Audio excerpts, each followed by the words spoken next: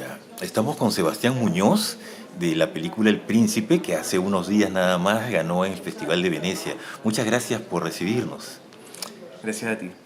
Ok, nos ha gustado muchísimo tu película. Una de las primeras cosas que quiero preguntarte es por qué la trama está situada días antes de la subida de Allende. ¿No hubiera funcionado la historia si se ambientaba en la época actual? Mira, la novela fue escrita a principios de los 70, ¿ya? Y yo quise un poco respetar respetar ese contexto, porque si yo hiciera la película ahora, como los poderes como de los antagonistas, ¿no? Dentro de la cárcel, hoy en día sería como el tema de la mafia con la droga o con las cosas, no sé, con otras, como con otros conceptos que no estaban dentro de la historia, que finalmente la historia mía pasa un poco más por la historia como desde los afectos, ¿no es cierto?, del ser humano, de hombres, ¿no es cierto?, solitarios y que buscan, o sea, hombres encerrados que finalmente buscan el afecto más allá del género. Entonces, como que traté de respetar el contexto de cuando se escribió, pero sí yo elegí que la historia partiera a fines del 60, o sea, el 69, y que claramente termina la película cuando Allende asume el gobierno. Allende es el primer presidente socialista elegido democráticamente, que para mí eso de alguna forma es súper importante porque en la película, ¿no es cierto?, el personaje del príncipe está buscando su identidad sexual durante la película. Y en el momento que el potro le regala la chaqueta roja, ¿no es cierto?, la chaqueta de cuero, tiene un concepto muy simbólico para nosotros los chilenos, porque yo creo que hasta fines de los 90, que un hombre usara ropa de color así como llamativa, siempre se le iba a tildar de maricón, ¿cierto? O de homosexual. Entonces, cuando él le entrega la chaqueta roja, es como decirle, te entrego tu chaqueta que tú elegiste, pero tienes que saber que cuando él se la pone es como que él cierra, ¿no es cierto?, como libremente su identidad sexual. Y en el discurso de Allende primero da o sea, es un discurso que para mí era súper importante que el personaje terminara como termina solo ahí, ¿no es cierto?, escuchando el discurso, porque es un discurso súper esperanzador, ¿no es cierto?, que es el que le dice como al pueblo, ¿no es cierto?, les pide que vayan a sus casas, que cuiden a sus hijos, pero también les advierte que se vienen tiempos difíciles, ¿no es cierto? Y eso es un poco lo que le está, o lo que le va a pasar al personaje, porque al ya asumir su sexualidad libremente, él sabe que va a ser muy difícil poder vivirla con paz, porque hasta hace 10 años la homosexualidad en Chile era penalizada. Entonces, ya en esa época, a principios de los 70, era más difícil aún. Entonces, por eso está mezclado, ¿no es cierto?, el discurso de Allende también con el futuro del personaje, que nosotros lo dejamos hasta ahí, ¿no es cierto? Y bueno, y no sabemos lo que vendrá, pero sí yo le advierto a través del discurso de Allende que se le va a venir difícil asumiendo su sexualidad. Me llama la atención esta novela en la que has basado la película, porque yo, bueno, no conozco mucho, pero tenía la idea que la novela gay en Chile había empezado con Lemebel en la década de los 80, pero esta novela, me dices, es de comienzos de los 70. Es comienzo de los 70, sí. Mira, no quiero mentir, pero creo que es la primera novela gay chilena. El escritor Mario Cruz, cuando me junté con él, ya, o sea, cuando yo estuve trabajando con, o sea, Alicia Cherson, yo soy director de arte como de oficio, y le he hecho el arte a las 3 películas de Alicia, y Alicia fue como de alguna forma como una especie de hada madrina, que fue la primera que me apoyó con la idea de dirigir, y cuando encontré esta novela, a ella le pareció muy interesante, y juntos buscamos a él era dramaturgo teatral. El Príncipe es su única novela y no se vendía en las librerías. Era una especie de folletín que se vendía en los kioscos de diario. Entonces, claro, él lo que hizo fue poner como en la portada del libro a un tipo como semidesnudo detrás de unos barrotes, que obviamente si uno mira la portada siempre te, te va a dar curiosidad, ¿no es cierto?, bueno, del contenido del texto. Entonces, claro, para mí es como la primera novela, ¿no es cierto?, gay, y también es la primera también novela como contada con una crudeza y una como sexualidad en el mismo relato, porque yo cuando la leí por primera vez, a mí también, mientras leía, me iban pasando cosas también físicamente, como, no sé si me excitaba, pero como que habían cosas así como que solamente leyendo la novela, a mí ya como que físicamente me provocaban cosas y además me identificaba también con mi propia adolescencia y mi propia juventud. Eh, ¿Cómo llegaste al guión? Porque estaba buscando información en internet, la poca que hay sobre la novela, sobre la película. Menciona que Luis Barrales estuvo en contacto con Alicia Cherson, que es la que le propuso hacer un guión. ¿Fue así? O sea, mira, fuimos con Alicia en realidad los dos, porque claro, como Ok. Alicia estaba como de ella fue como mi productora como de desarrollo del proyecto, y ella llegó conmigo hasta el casting y después ya seguí por otro camino. Pero claro, en la búsqueda de quién debería escribir el guión, pasamos por varias como nombres y personas, y cuando apareció el nombre de Luis Barrales, que él es un dramaturgo teatral chileno, lo llamamos porque yo vi un par de obras de él, ¿no es cierto? Dentro de estas, una que era Carcelaria, que está basada en una obra de Jean Genet, y me llamó la atención y le propuse, y él nunca había escrito un guión para cine. Entonces era como mi primera película, su primer guión, y él al tiro me dio una confianza y, o sea, y me abrió también un mundo creativo que obviamente, claro, él escribe este guión, y ahí yo también entro con mi propia mirada y empiezo como a ir puliendo, ¿no es cierto?, el guión, pero siempre trabajando y siempre respetando como la propuesta de él, que él también, o sea, como al igual que Mario Cruz, que es el escritor de la novela, tienen una mirada muy, o sea, como muy masculina y muy ruda, que a mí me parecía como interesante como mantener esa masculinidad, ¿no es cierto?, en el relato, y después yo ir como afinando y llevando el camino por donde yo quería ir sintiendo, ¿no es cierto?, o como quería que fuera como el arco dramático, y darle más y darle también una atmósfera más poética a la película, para que no solamente estuvieran como estas imágenes de como solamente como esto como fuerte, como brutal, ¿no es cierto?, que tiene la película, sino eso también llevarlo también por un camino más poético, para que las relaciones y los afectos pudieran fluir de una forma natural. Sí, cuando veía la película pensaba efectivamente en Jean Genet.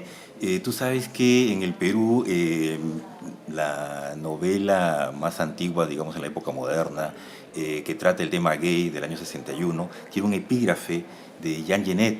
Y Jean Genet ha hablado mucho sobre la cárcel, la homosexualidad en la cárcel. Justo el clima que mencionas, que presentas en la película, es el clima de sus novelas, ¿no? Y me dices que vistes esta obra de Luis Barrales, que estaba también influenciada por Jean Genet. ¿Estuvo Jean Genet presente mientras hacías la película? ¿Revisaste algunas otras cosas de Jean No, Genet? no, no. Solo vi una película que tiene Carcelaria, una que son de dos hombres, uno que fuman de una celda a otra, que me parecía muy interesante como de la simpleza del relato, y de cómo el deseo, ¿no es cierto?, se iba transformando, ¿no es cierto?, como en este relato, pero fue solamente una inspiración, pero mi inspiración real es con Kieślowski, que no tiene nada que ver con el tema sexual, ni con el deseo, sino como con el decálogo que hizo Kieślowski, de estas historias que son historias simples, ¿no es cierto?, de personajes simples, con conflictos reales y con una forma tan naturalista de contar, que era un poco lo que yo quería lograr, ¿no es cierto?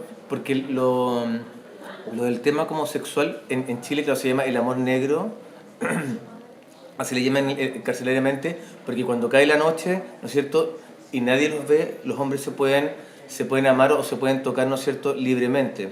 Por eso se llama amor negro. Y, y un poco lo que te comentaba, o sea, un espacio, o sea, tener hombres encerrados. Si yo en esta pieza pongo 50 hombres durante 2 meses, obviamente en algún momento alguno va a tener, no necesariamente porque le guste, o sea, tenga una identidad sexual, o un gusto o una preferencia sexual con un hombre, sino lo que te comentaba. Yo lo que estoy trabajando es como la necesidad real del ser humano, que siempre va a buscar el afecto.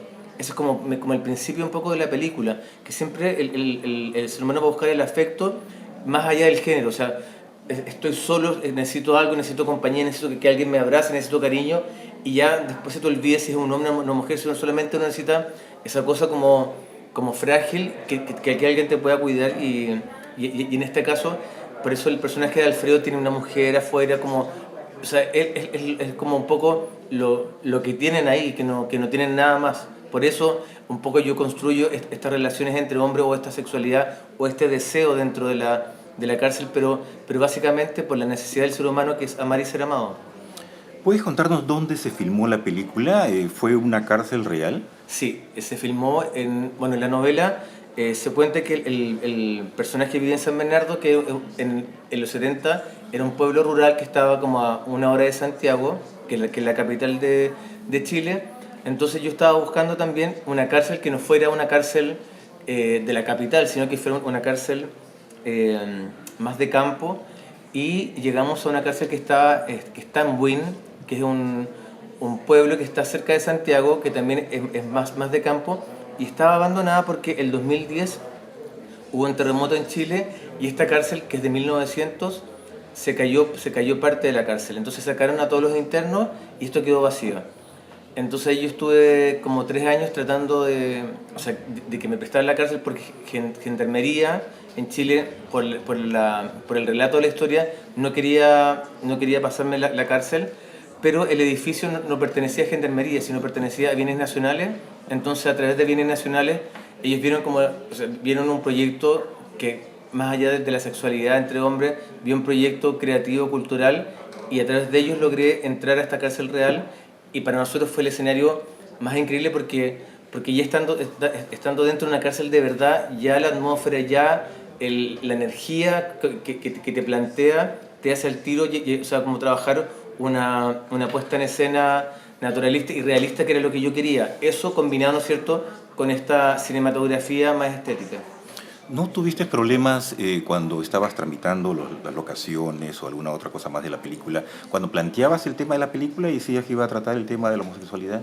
Mira, solamente, o sea, el problema más grande fue con el tema de la cárcel, porque los otros espacios eran espacios como, son casas, son calles ahí no hubo tanta discriminación, aunque igual nosotros, o sea, las escenas más fuertes son adentro de la cárcel. Afuera era como, no, es un personaje que pasa en una moto, como que contábamos como más generalidades, pero sí, en la cárcel teníamos que contar la verdad, o sea, teníamos que decir, o sea, mostrábamos el guión tal cual como era.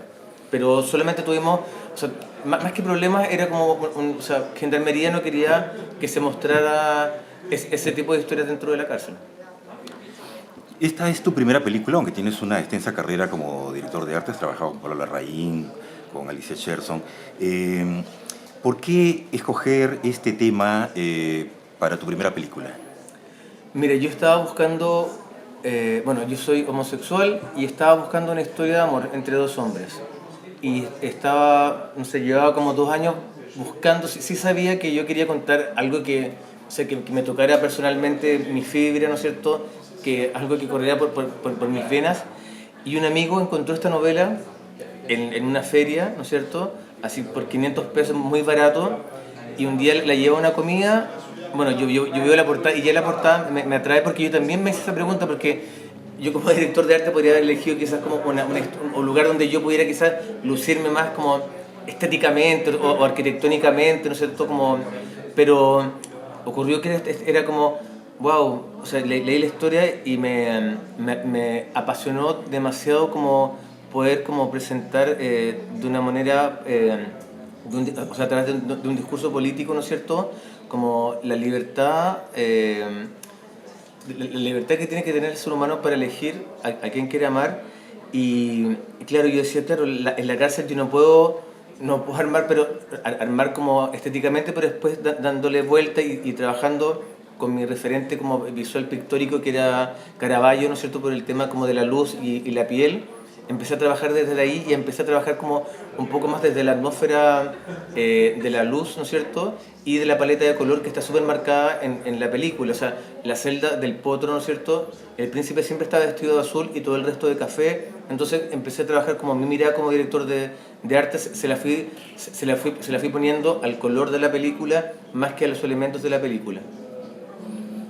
Antes ha ganado, este año, ha ganado el Lemebel, el Teddy Bear, Una mujer fantástica se llevó el Oscar. Acabas de ganar este premio en Venecia. ¿Cuál es tu explicación para estas tan buenas películas con temáticas LGBT que se están haciendo en Chile?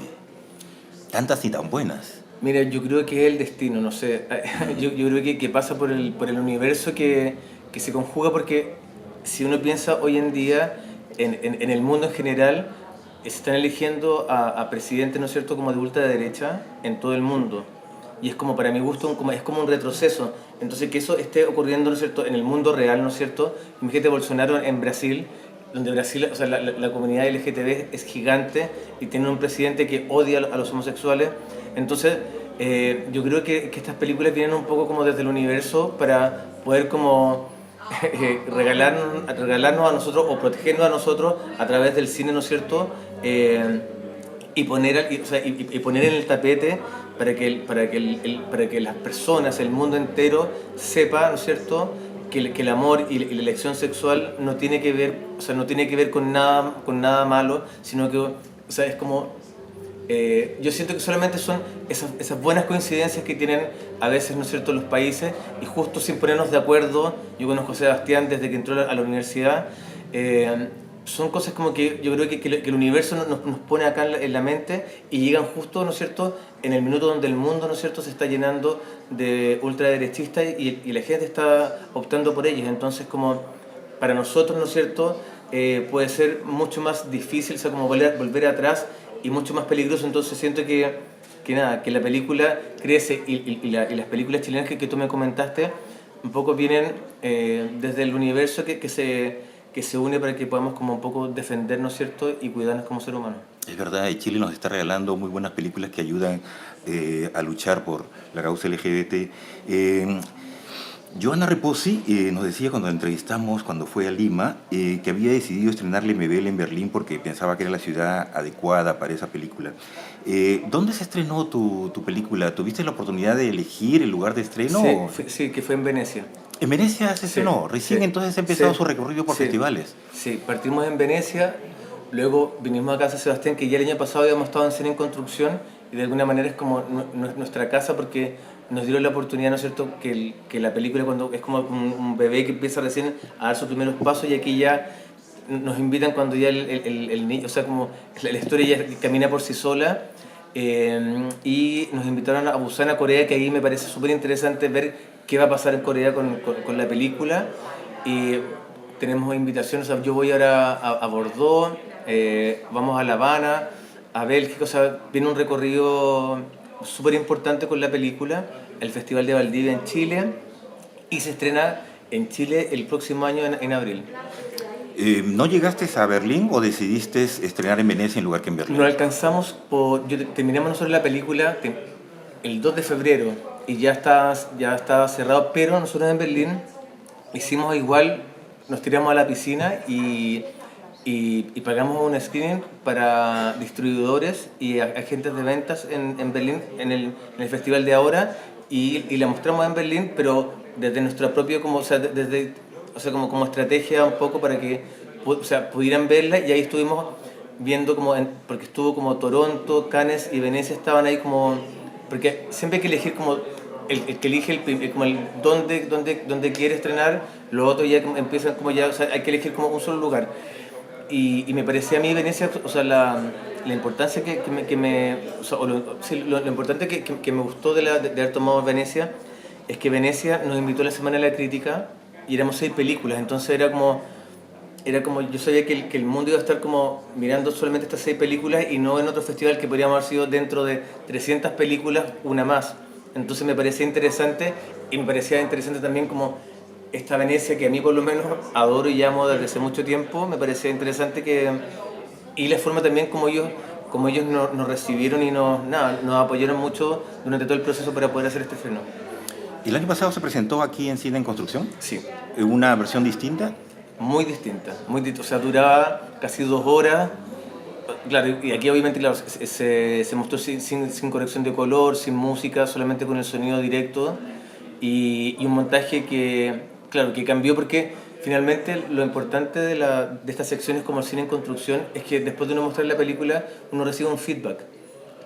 Y este feedback te ayuda también a decir, bueno, me comentaron esto, me comentaron lo otro, yo puedo tomar la decisión que yo quiero, pero siempre es bueno también como escuchar un pre, como escuchar a la gente, ¿no es cierto? Escuchar al pueblo de alguna manera, y eso me sirvió a mí como para no cambiar, pero sí para darle un ritmo distinto a la película y también llegar a una duración que fuera, que fuera como más que fácil de llevar, sino como me concentré finalmente en las relaciones como más principales, que son la del príncipe con el potro, la del príncipe con el gitano y la del príncipe con el ruso. Entonces como que me concentré en eso y bueno, y este es el resultado hermoso que tenemos. Aquí en Europa los 4 festivales más importantes tienen premios LGTBI, ¿no? En Berlín Sí. tiene el Teddy, Cannes tiene la Palma Queer, Venecia y el Sebastián que está aquí en San Sebastián. En Latinoamérica no ocurre lo mismo. No. ¿Por qué pasa esto? ¿Tú crees que son importantes los premios LGTBI en los festivales? O sea, completamente sí, porque más que una forma como de reafirmar como la lucha, o sea, yo siento que uno no debería luchar, o sea, yo siento que no debería ser tema la sexualidad, para mi gusto, o sea, a nadie le debería importar con quién uno se acuesta o a quién uno quiere amar. Pero es imposible. Latinoamérica, o sea, son países súper machistas, entonces, o sea, o sea, obvio que es ultra necesario, para mí no, pero quizás para las nuevas generaciones sí.